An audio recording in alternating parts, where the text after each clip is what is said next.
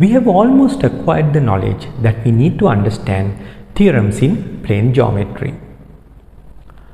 Now, in our previous videos, we looked at undefined terms, defined terms and axioms. One other thing remains to be studied. It is a concept that we have borrowed from arithmetic. The reason why we need to study this concept is because some of the theorems in plane geometry involve this concept. This concept is called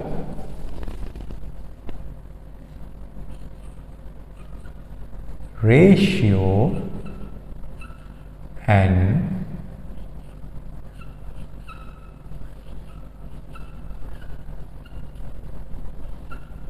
proportion.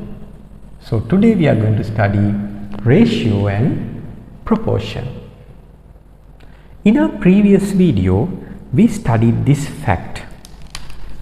Let A, B and C be any three magnitudes of the same kind.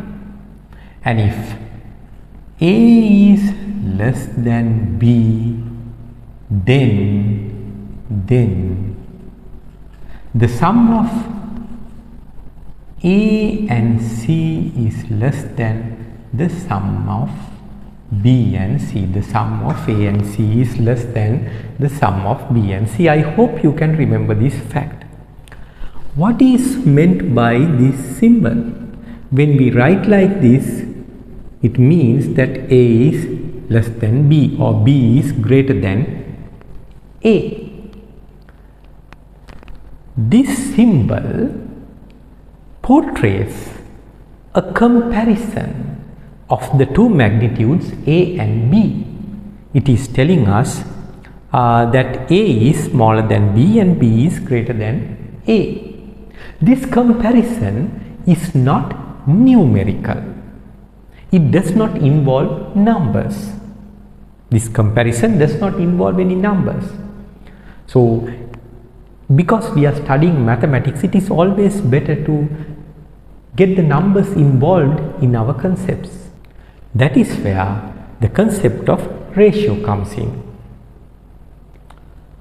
Let us imagine two plane geometrical objects of the same kind. When I say that these two geometrical objects are of the same kind, what I mean is that these two plane geometrical objects could be any two straight lines or any two plane figures. Okay? Now let us assume that one geometrical object is X and the other one is Y. And let us say that the magnitude of X is M and the magnitude of Y is N. Now you know that M and N are any two numbers, right? The M and N could represent any two lengths or any two areas because we are studying plane geometry. Okay? Then we say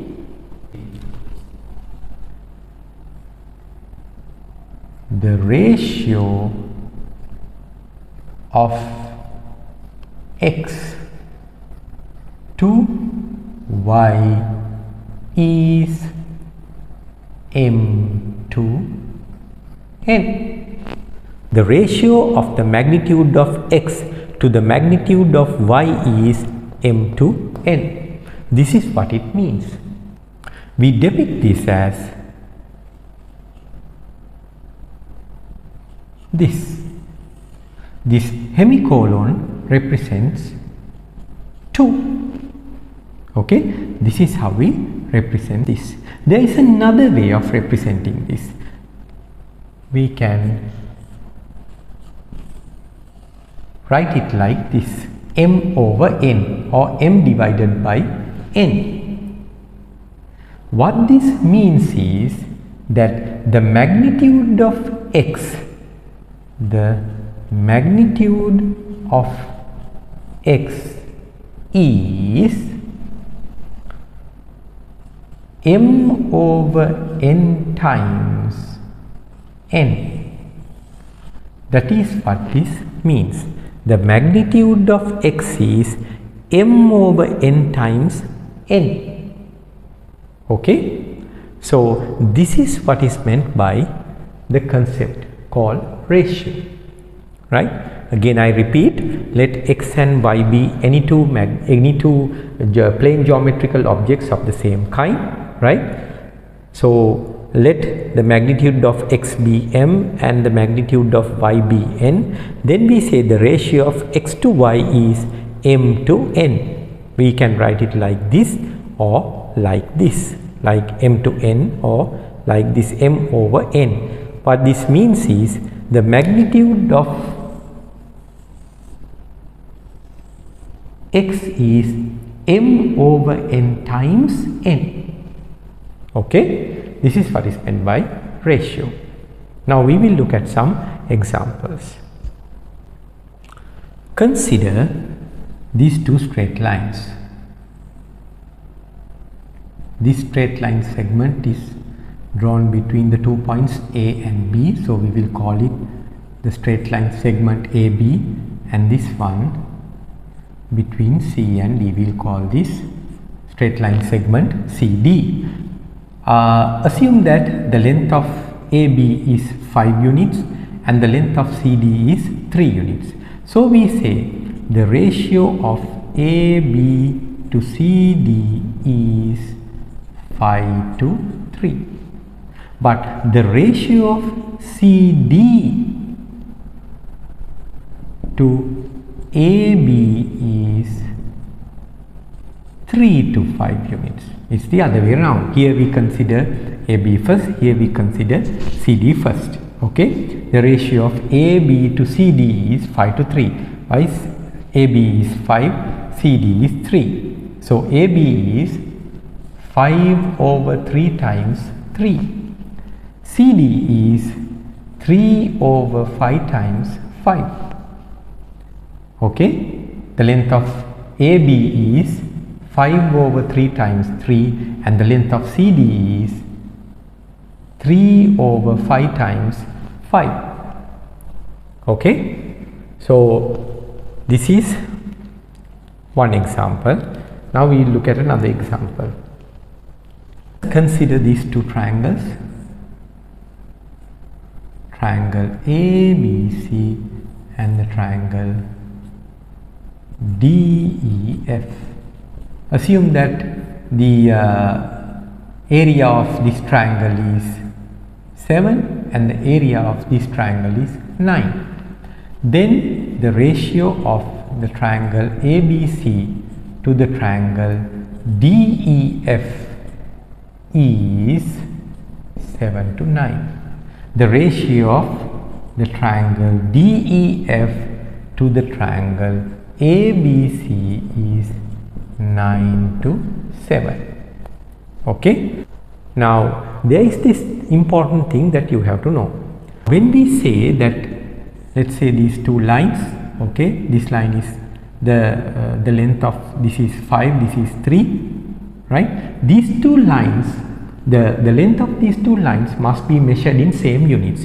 If this is 5 centimeters and if this is 3 meters, can we say that the ratio is 5 to 3? No, it's 5 to 300, right? So it is very important to understand that these two magnitudes must be of the same kind and they must be measured in same units. If the length of this is measured in feet, then the length of this also has to be measured in feet. Now in a ratio, let's say that this is a ratio A to B.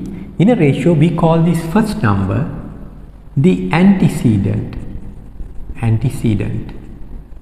the second number the consequent. Okay. Now in plane geometry there are two important things that you need to know. The first thing is, we do not consider A or B to be 0, because what geometrical object has 0 magnitude? That is a point. A point has no length, no breadth or no height. Therefore the magnitude of a point is 0. We do not compare the magnitude of a point with the magnitude of a line, right? They are not any two geometrical objects of the same kind. Okay, so we do not consider A or B to be 0. The other thing is A or B must be a positive number, right? Because we are talking about magnitudes. Magnitudes cannot be negative. Now there is this concept of negative ratios. When we are talking about that concept, you will understand that that concept involves direction, right? Not here.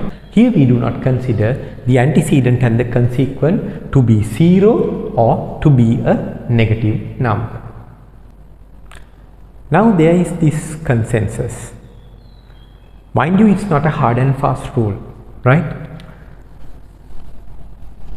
When we are expressing some ratio, let's say it's A to B, right?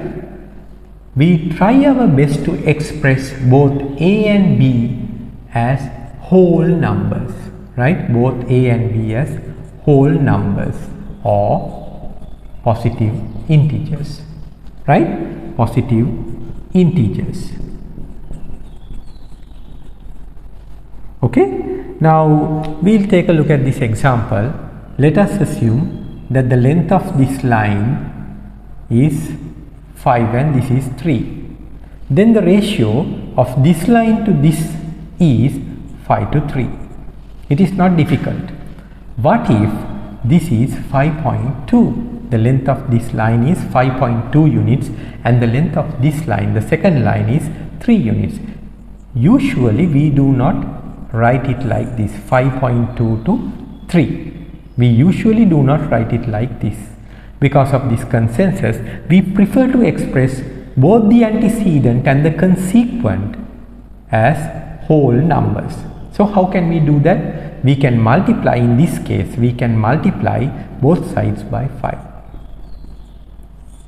Then this side is going to be 26 and this side is going to be 15. So the ratio of this line to this is 26 to 15. Okay, so that is what that consensus is all about. But I told you that it is not a hard and fast rule. Why? Because of this reason. Now let us consider this square, which we will call a unit square. Why? Each side is 1 unit. Consider the diagonal of this square. Now if you know the Pythagorean theorem, which we will study later, we can easily calculate the length of the diagonal of the square, which is going to be the square root of 2. Now what about the ratio of the diagonal of the square to a side? It's going to be the square root of 2 to 1. Now I told you that there is this general consensus which states that we have to express both the antecedent and the consequent as whole numbers. In this case it is not possible. Let's say that there is some number that when we multiply the antecedent by that number and the consequent by that number, that would convert both sides to whole numbers. No, we can't find such number, right? We can't find such number. You will understand that later, right? So such a ratio is called an irrational ratio. Why? The square root of 2 is an irrational number. It's an irrational number, right? It's an irrational number. Let us consider another example. Think about this circle whose diameter is 1. Okay. Now the ratio of the circumference of this circle to the diameter is going to be pi to 1. Pi is an irrational number. Actually, it's a transcendental number. We cannot find any number, right? Which when multiplied by both the antecedent and the consequent would convert both the antecedent and the consequent to whole numbers. It is not possible. So we have to leave this ratio as it is. Such ratios are called irrational ratios. Okay. Now we come to the concept of proportion. Assume that there are these two ratios A to B and M to N. These are two ratios. A, B, M, N are any four numbers. Okay. We say this ratio A to B is proportionate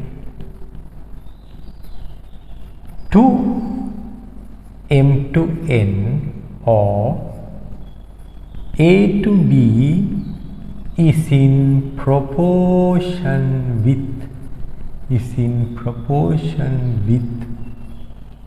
M to N if A over B is equal to M over N. Right? If A over B is equal to M over N. If this criteria is met, we can say A to B is in proportionate to A to B is proportionate to M to N, or A to B is in proportion with M to N, if this criteria is met. That is what is meant by proportion. Okay. We depict if these two ratios are in proportion, we depict it as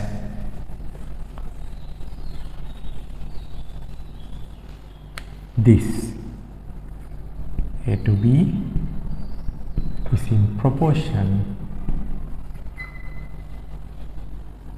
with M to N. We use two hemicolons, which represents is in proportion with or is proportionate to.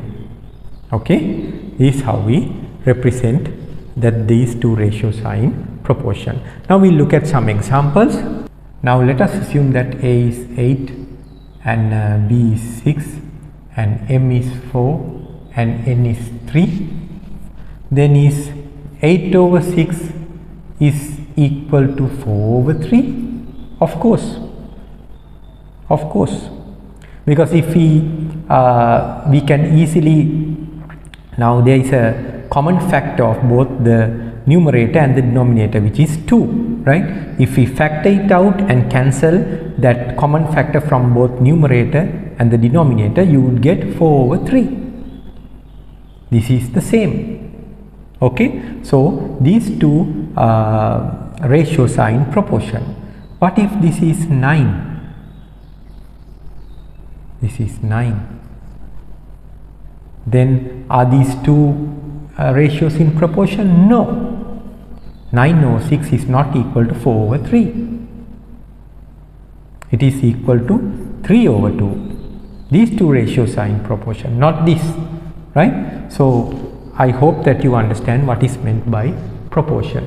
Now there are 6 important rules which involve this concept of proportion.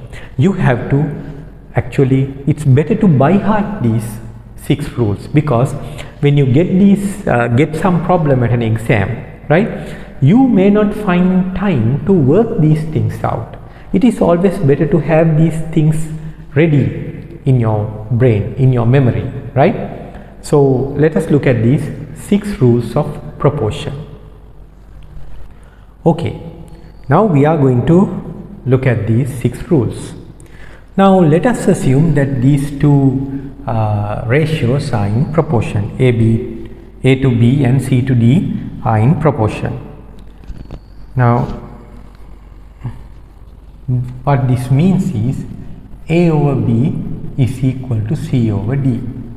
If we divide A by B and C by D, it must be equal to some unique number K. Okay, so this means that A is equal to K times B and C is equal to K times D. Okay, K times D, right? If this is true, then that is what it means. Okay, now the first rule says, if this assumption is true, then this is the first rule, then B over A is going to be equal to D over C. B over A, if A over B is equal to C over D, then B over A is going to be equal to D over C. How are we going to prove this? Proof is simple. If A over B is equal to K, then B over A is going to be equal to 1 over K. If C over D is equal to K, then D over C is going to be equal to 1 over K2. So these two sides are equal. These two ratios are in proportion. Okay.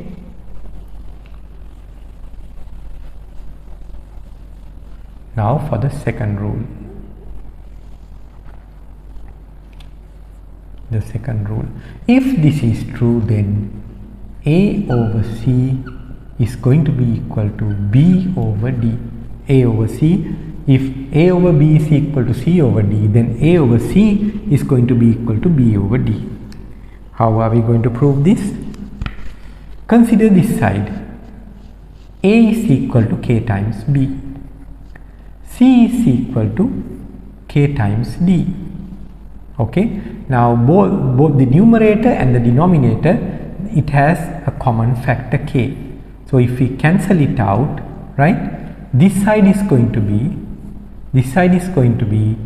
B over is equal to B over D, which is equal to the other ratio, right? So these two ratios are in proportion. That is the second rule. Now let us look at the third rule. The third rule is, if this is true, then A plus B over B is going to be equal to C plus D over D. Okay, this is going to be true if this is true. We can also depict this somewhat complicated ratio like this. So this is going to be like A plus B to B is in proportion with C plus D to D.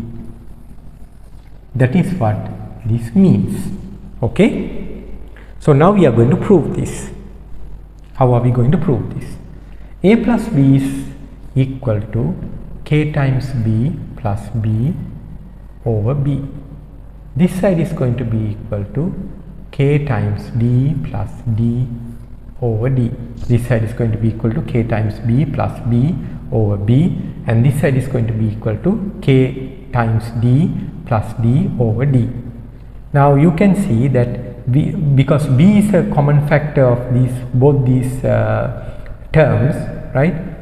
We can, if you know your simple algebra, we can write it like this. On this side we can write it like this. So the numerator is equal to B times K plus 1, here D times K plus 1. Okay, here the denominator is B, here the denominator is D. So since both the numerator and the denominator have the same factor, we can cancel B out. On this side we can cancel D out. So this side is going to be equal to K plus 1, and this side is also going to be K plus 1. So these two ratios are in proportion. Okay, that is how we prove the third rule. Now the fourth rule is very simple. It is actually an extension of the third rule, right? All you have to do is you have to just replace the plus sign with the negative sign. That is the fourth rule. So if you use the same method, you would see that this side is equal to K minus 1, this side is also equal to K minus 1. It's just simple proof. Okay. The fifth rule is, if this is true, then A over A minus B is going to be equal to C over C minus D. So we are going to prove this. This side is equal to K times B over K times B minus B. This side is going to be equal to K times D over K times D minus D. Right? Using the same method, we can factor B from the two terms of the denominator on this side, so it is going to be equal to b times k minus 1. This side is going to be equal to k times d over d times k minus 1. If we cancel b from this side and d from this side is going to be equal to k over k minus 1. This side is going to be equal to k over k minus 1. These two sides are equal, therefore the two ratios are equal, so they are in proportion. That is the fifth rule. The sixth rule is, if this is true, then a plus b over a minus b is going to be equal to c plus d over c minus d, right? If you use the same algebraic principles, then you would understand that this side is going to be equal to k plus 1 over k minus 1. This side is also going to be equal to k plus 1 over k minus 1, right?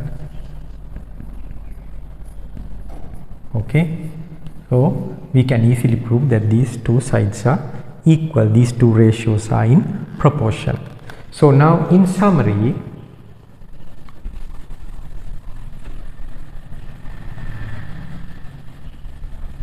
let us look at these 6 rules again, right? If this is true, then the first rule is, what is the first rule? If this is true, b over a is going to be equal to d over c. The second rule is a over c is going to be equal to b over d.